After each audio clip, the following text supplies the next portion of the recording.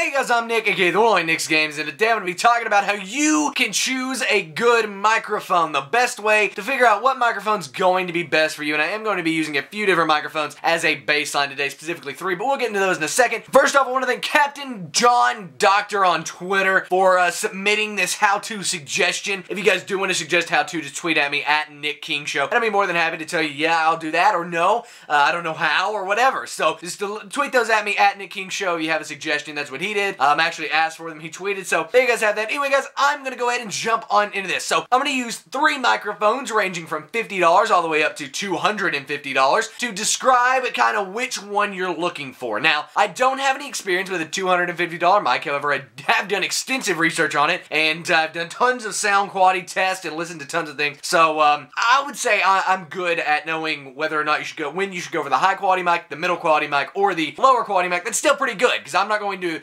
recommend a terrible mic to anybody, especially my viewers, because I care a lot about you guys. So I don't want you to have a terrible microphone when you're producing your own content, doing your podcast, whatever. I don't want you to have a bad mic. So I'm not going to recommend any mic that is terrible, but I'm going to recommend, you know, a decent mic, right? One that isn't bad, but and it's going to be able to pick up your voice and things like that, and discern voice inflection and all of that. But it's not going to be like extremely crisp, clear, high quality either. It's going to be, like I said, bottom of the tier. Medium is going to be more of the, you know, kind of in between a really crisp, clear sound and the, you know, unclear, maybe a little bit of background noise, but still really good sound. So it's going to cut out most of the background noise, but still maybe be just a bit flat, or, you know, you're going to have to do a little bit of audio tweaking to get it just where you want it. And then the top tier mic, which is the $250 one of the Rode Podcasters. What that one is, the bottom class mic is the Blue Snowball right here. The middle class mic is the Audio-Technica AT2020, which I also have right back here.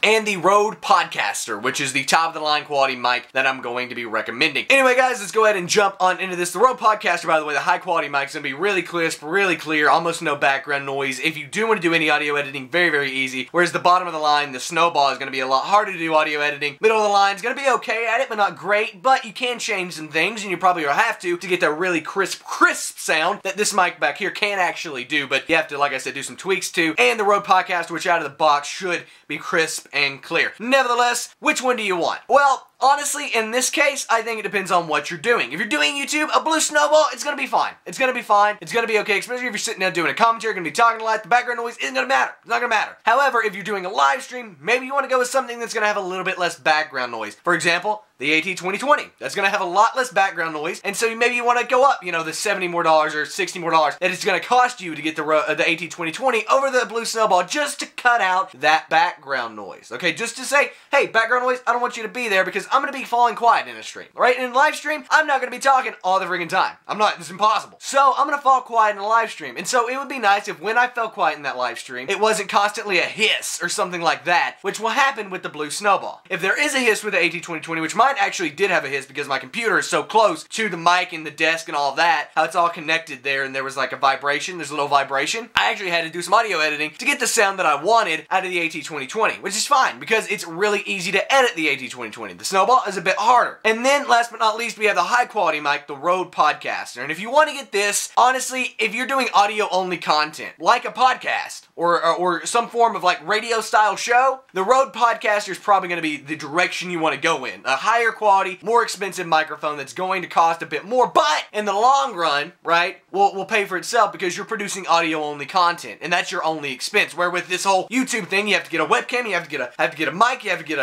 get a game and a capture card if you're doing console, and a good PC if you're not, and all that stuff. So you know, it's a lot cheaper to just do audio only content, and that's why going for the big nice mic is good, because you're audio only. It's the only thing you have to worry about, and I would recommend going in that direction if you're producing audio only content. However, if you're producing video content and want a decent mic, I would say the AT2020 is the best bet. But if you are running short on price, you want the cheaper microphone, you don't have $127 or $130 to spend on the AT2020, but you still want a really good mic, the Blue Snowball Snowball is for you. I used the Snowball all the way up until this week. This week's videos are on the AT2020. Before that, I used the Blue Snowball, and I got 15,000 subscribers with it. I know that Tage, for the longest time, I don't know if he does now, I think he did get a Yeti now, but he used to use the Blue Snowball. A lot of commentators started the Blue Snowball and then upgrade to an AT2020 Audio Technica mic or a Rode mic or even the Blue Yeti, which I personally have a vendetta against. I don't like those, but you can upgrade, right? And you can get yourself there, and you can work your way up. That's why if you're low on cash, going with a Blue Snowball, that's perfectly fine. Anyway guys, hope you enjoyed this video. If you did, please give it a thumbs up. Let me know in the comment section down below if you would recommend a different mic than the 3 I've recommended here, because trust me, I want you guys to do external research, but I just want to give you an idea of where you should be in the price range, because all the mics around $60 are going to sound about the same, a little different. That's why I want you to do your research. But if you say, okay, well, I want a middle of the tier mic, or I want a,